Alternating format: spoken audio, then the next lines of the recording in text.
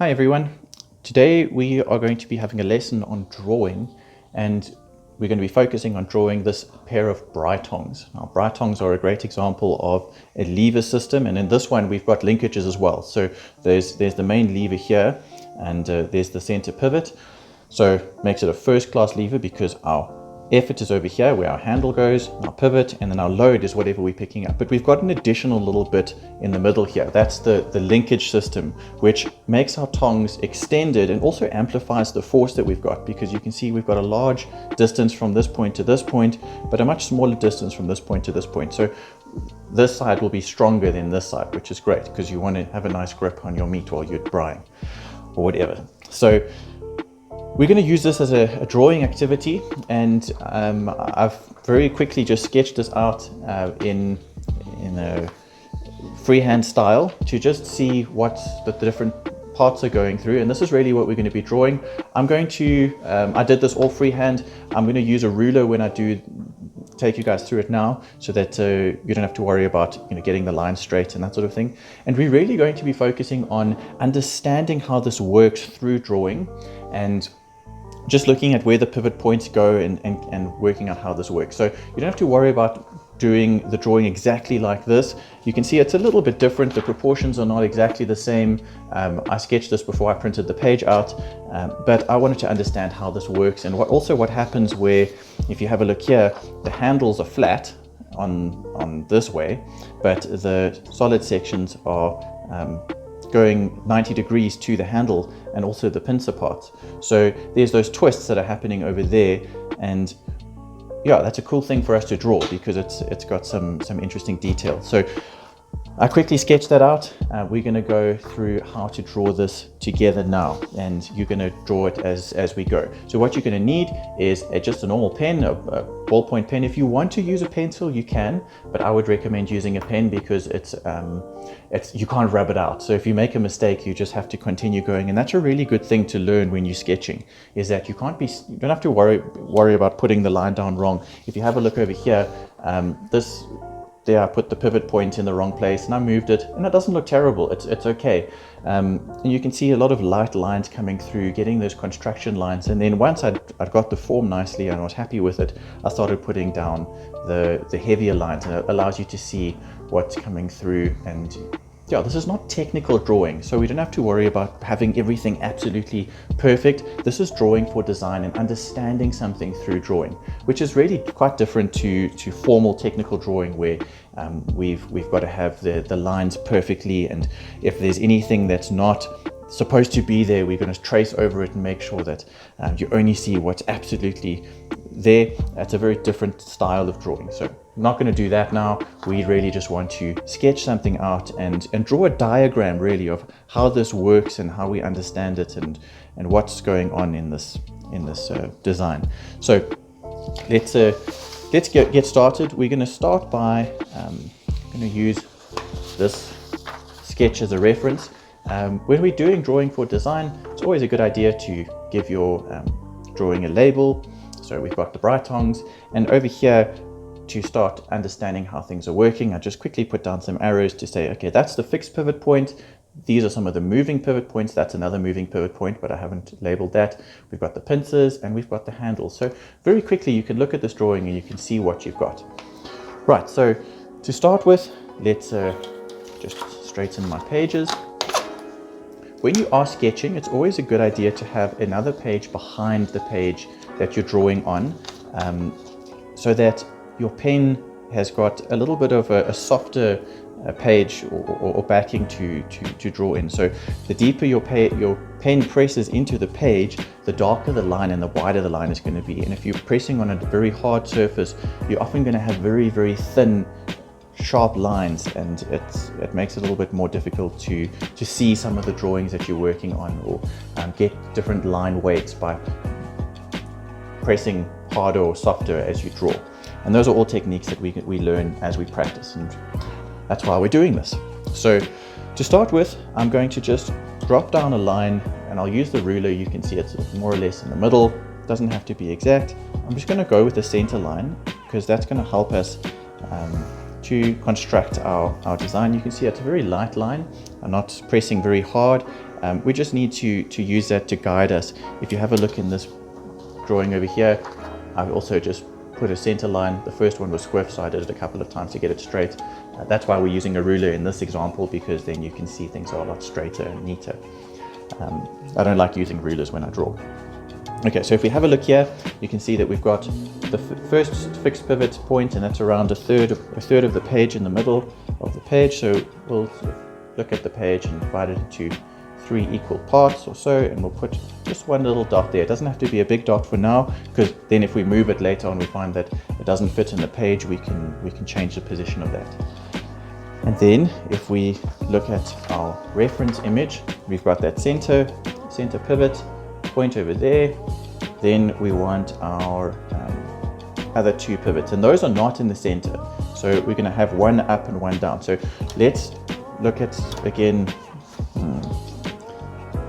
that's more or less a quarter of the page across. And so we'll judge, maybe eyeball it a little bit. One of the things that always makes me sad is when I get into really drawing something nice and then I run out of page.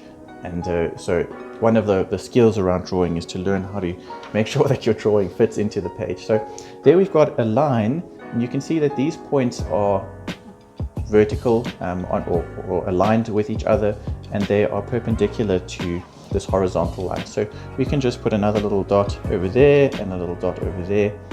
And so now we can start to see the pivot points and where the main sort of beams are for our levers and our linkages.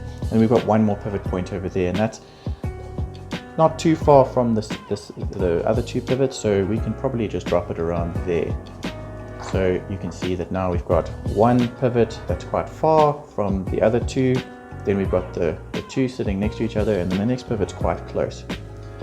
And then we've got that sort of little lumpy part over there, so that it's got something to grip on, and we've got our handles that we need to fit in. So from this point, it's quite easy to get the overall shape. We don't have to worry too much about getting things exact right now and the length of the lines, but we can basically do like a dot-to-dot thing where we draw a little line going between those dots, we draw another little line going between those dots. And again, I'm just doing construction lines here, so you can see the lines are very light. Then the next one we're going to go is from this dot to this dot, and we're going to link those together. They're nice and spaced out. Okay, we can extend those a little bit further, so you can see that's going out there, and we can have this one going out there. Right, so now we've got our overall lines. We've got let's make that a little bit darker. Our tongue parts coming out, those are going to need to curve back down again to the middle, so we can just draw very lightly in there and there to see that's our pincer part. It'll be a little bit open actually at this angle, so I'm going to make some marks over there for us to just start to see that the tongues are not closed, because of the way that we've put the pivots. If we move these parts out, then it starts to open up these ends. Right, so now we need to look at where our handles go. We have a look there. The handles in proportion are a little bit less than half of the distance from this point to this point. So what we can do is we can look at our drawing here and say a little bit less than half. So you can just draw almost like a quick rectangle over there to see where our handles, the one handle is going to fit in, and the other one is going to go more or less in the same place on the opposite side. You can see everything is a mirror image of itself. So whatever happens on this side of the line, that center line that we drew at the beginning, it's going to happen on this side. So you can draw that out, and if you want to, you can use your ruler to do that, but it's going to take too long for me to explain all of these things without just drawing it quickly in a freehand sketch way. So now we've got the main diagram of the working principles of our drawing. You can see we've got the handles, we've got the pivot point, we've got the moving pivot points, that's a fixed pivot point, the moving pivot point, another moving pivot point, and the tongue grippy parts, the prongs at least, yeah, the prongs of our tongs, pincers, that's the right word. So now we're going to just start filling in the detail. And if you want to, you can use your ruler, as I said before, but I'm going to just do it freehand. So I'm going to draw a bit of a circle over there, and you'll see why. We're going to make the circles more or less the same size. I'm going to do another bigger circle around there, bigger circle around there. So all of these circles are more or less the same size, and what I can do there is now join the dots, so that, or join the outside parts of these circles, and we start to get the actual sort of body of our drawing. And you can do it over here, and it doesn't matter if you extend past the lines, because again we're just drawing it very lightly. And we'll do it again over there, do it over there, try and keep them all the same size. So there, I mean, it already looks pretty cool. It's coming through, and you can much more quickly start to see the form coming in. But now on the handles are not this flat part, it's been twisted. And so at some point between here and here, it needs to twist. And if you look in the picture, you can see that twist happening over there.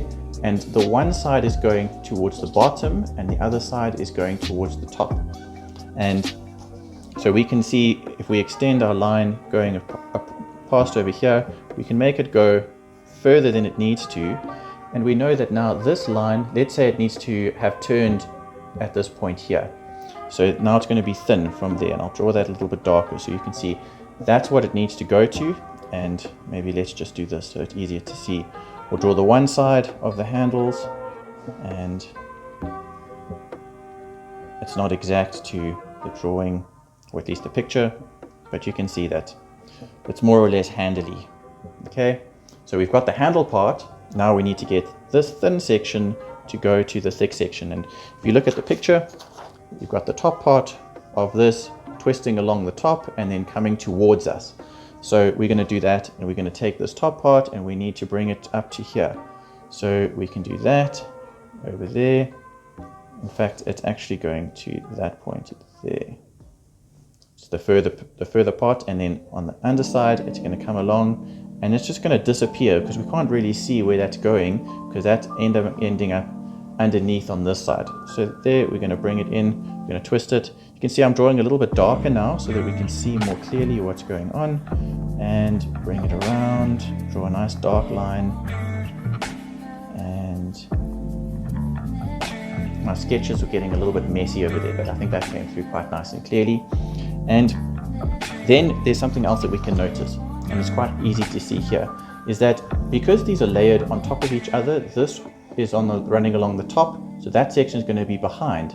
But in order to keep this in alignment so that these are lined up, this one is now sitting in front of that one sitting at the back.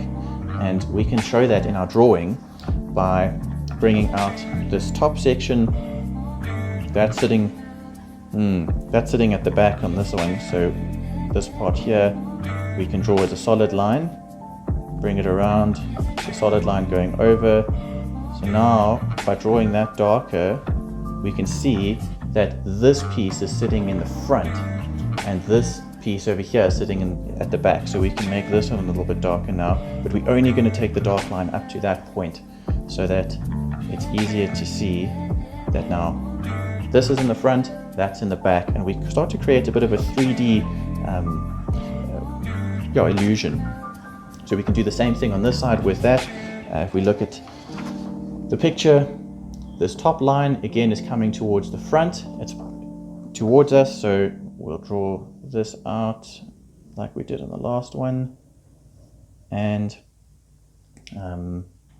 let's see, it's going to sit a little bit further, so yeah, not quite perfect, but if this twists up like that, then that one's going to be twisting towards the back, and so that's going to twist out there, that's going to twist in here, and we're going to have the thickness of our handle.